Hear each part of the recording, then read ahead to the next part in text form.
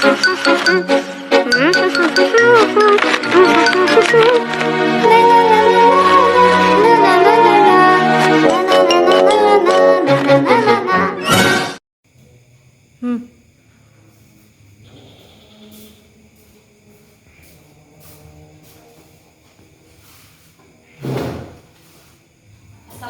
warahmatullahi wabarakatuh. Waalaikumsalam warahmatullahi wabarakatuh.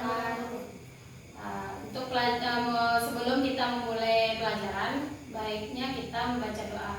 Siapa yang mau baca doa? Kamu? Ya, baca.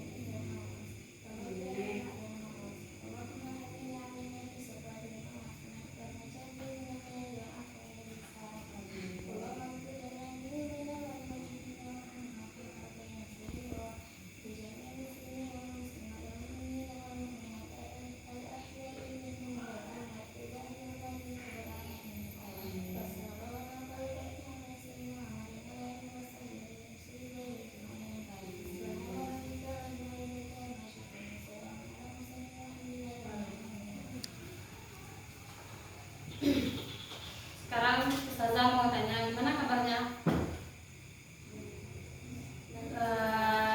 Ada yang sakit? Enggak, hadir semua kan? Sekarang tujuan kita belajar pertemuan kali ini yaitu Zah mau tanya, kalau kita sebelum sholat apa yang harus kita lakukan dahulu? Berwudu. Jadi pembahasan kita untuk saat ini adalah yaitu tentang toharoh. Toharoh yaitu bersuci. Sekarang kita belajar tentang toharoh yaitu bersuci. Adik-adik yang di sini sudah tahu apa itu toharoh? Tahu? Apa maksud toharoh? Bersuci. Sekarang Ustazah akan menjelaskan tentang toharoh. Catat di bukunya masing-masing. Yaitu toharoh adalah kegiatan bersuci dari hadas.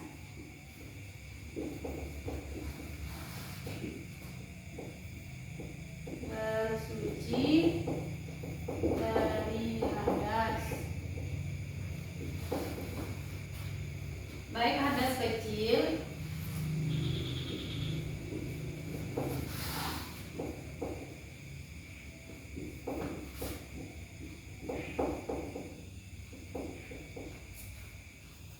maupun hadas besar.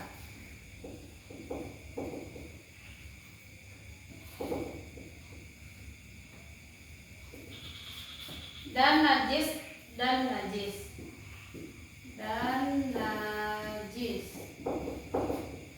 agar diri seorang muslim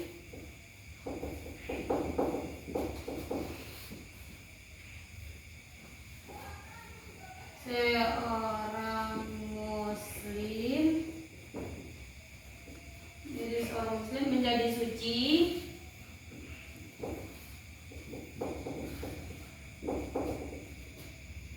dan sah untuk melaksanakan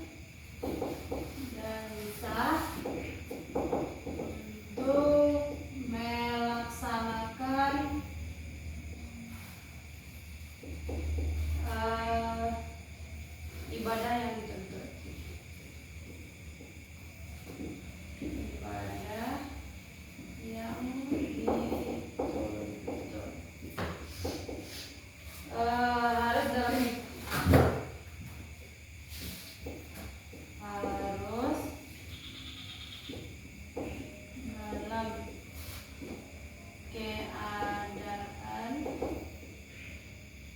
suci seperti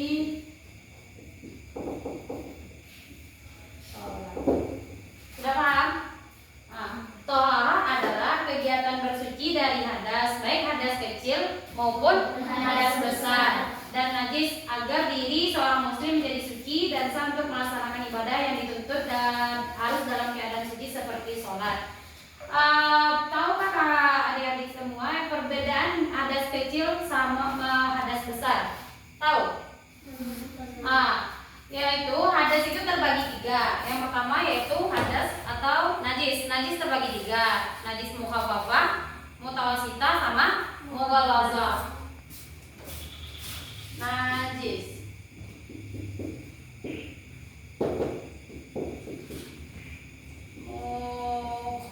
mukhaffafah ringan, mutawasitah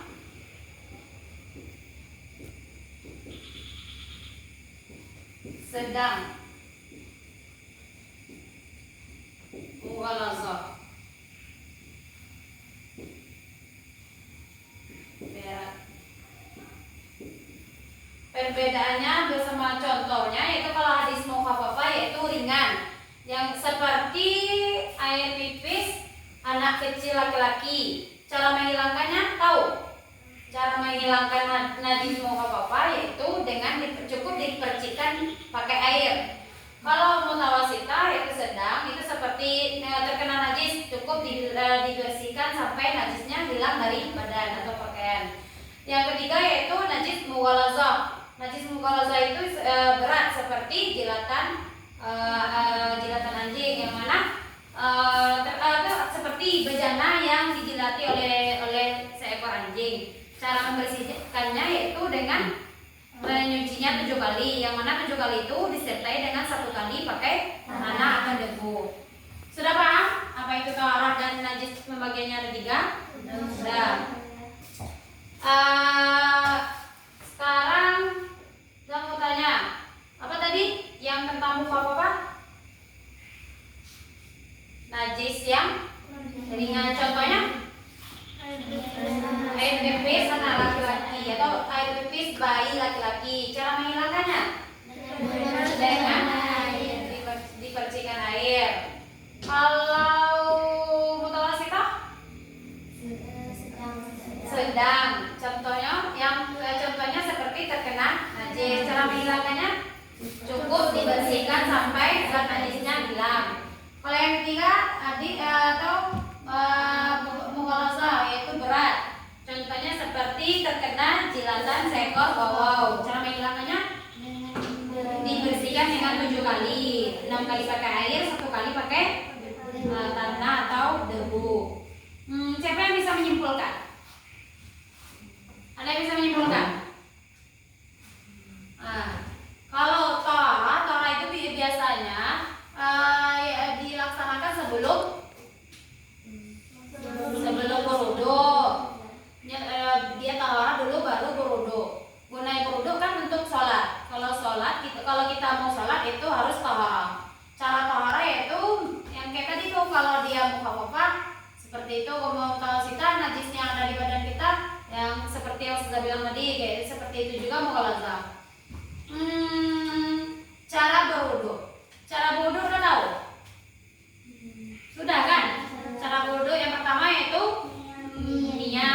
niat mencuci 2 pergelangan tangan sampai 2 siku, lalu berkumur-kumur, lalu memasukkan air ke dalam hidung, dan setelah itu apa?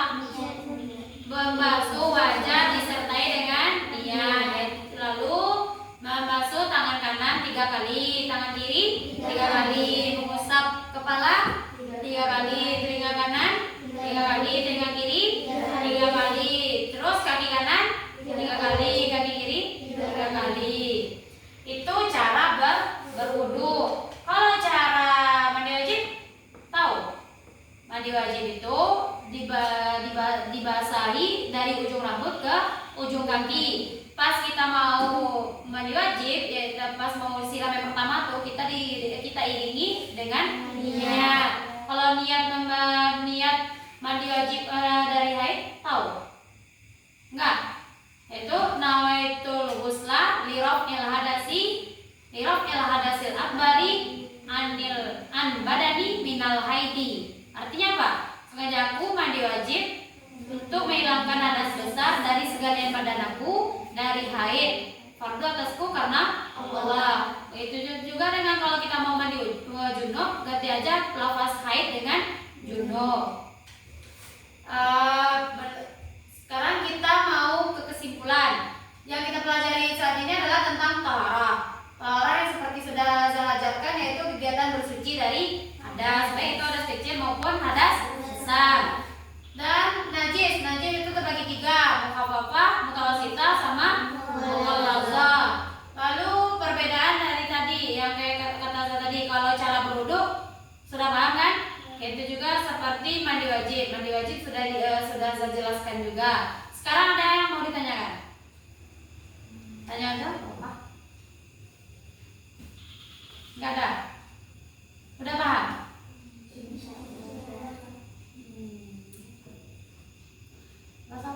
Mana? Ada yang mau ditanyakan? Ada? Sophie mau bertanya apa? Apa contoh dari najis mutawasithah dan bagaimana cara menghilangkannya saja? Contoh pertanyaannya bagus. Contoh tadi yang kita bahas kan tentang baru contoh mukhaffafah kan? Sekarang kita mau menjelaskan contoh dari mutawasithah, yaitu seperti darah atau air kencing orang dewasa atau seperti tanah.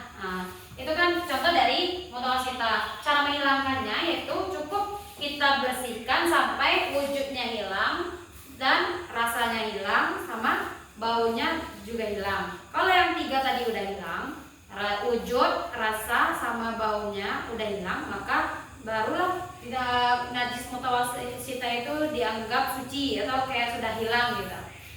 Ada yang mau tanya lagi? Ada. Nadira mau tanya apa? Tadi kan Ustazah udah jelasin yang najis mughalazah. Terus Ustazah udah contohnya itu selain air liur anjing sama babi, apa lagi Ustazah? Iya. Kalau yang kita bahas tadi cukup air liur saja kan?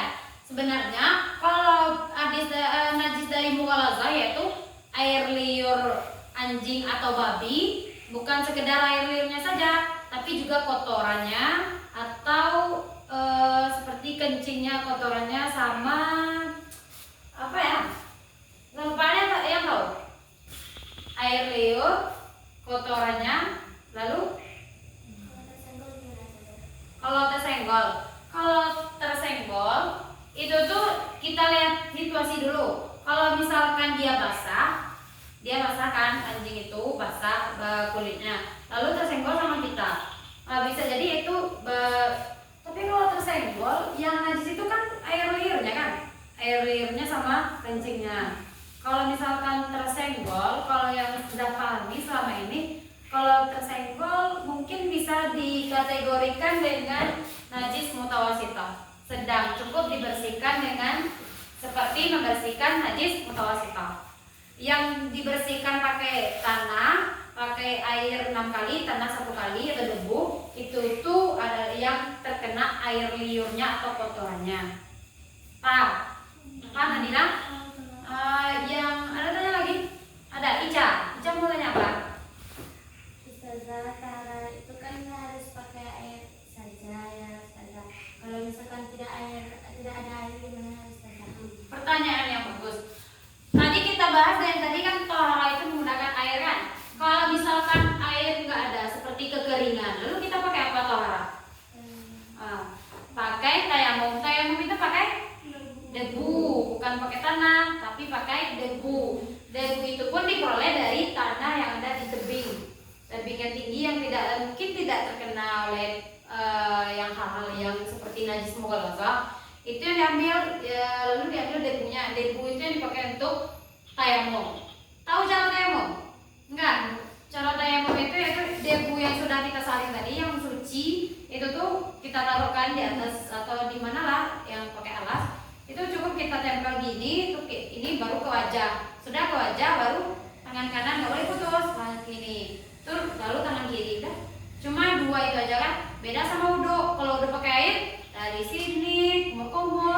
kayak hidung, wajah, tangan, ini telinga sama kaki, beda kan? Tapi beda yang ukajinya lagi kalau misalkan kita sedang tayamum baru ketemu air, maka tayamum kita jadi batal, harus diulang pakai air karena air sudah ada. Ada yang tanya lagi? Kamu nggak tanya? Berarti peserta bisa menyimpulkan dari yang sudah ajarkan seperti tohara atau najis yang dengan 3 pembagiannya dan dengan cara menghilangkannya, sama tadi udah saya terangkan tentang wudhu sama mandi wajib. Ada berarti semua adik-adik yang di sini sudah paham kan? Tadi nggak ada yang ditanyakan lagi. Oke, mungkin pelajaran kita sampai sini. Kalau ada pertanyaan boleh nanti ditanyakan kepada Ustazah. Sekarang kita tutup pelajaran kita pakai doa. Siapa yang mau berdoa?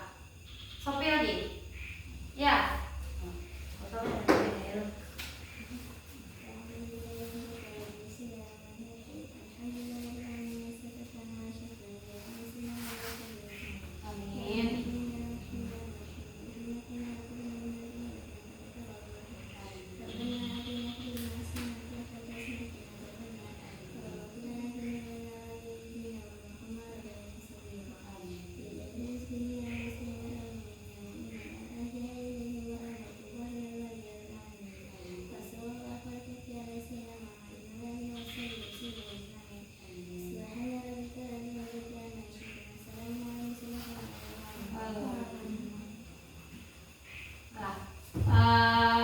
Terima kasih untuk waktunya, sudah mau memperhatikan saat sama menerangkan pelajaran. Kalau ada yang salah mungkin bisa minta maaf karena kita sama-sama belajar, ya kan.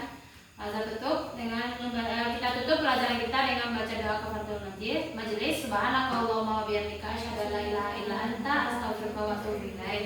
Assalamualaikum warahmatullahi wabarakatuh. Waalaikumsalam.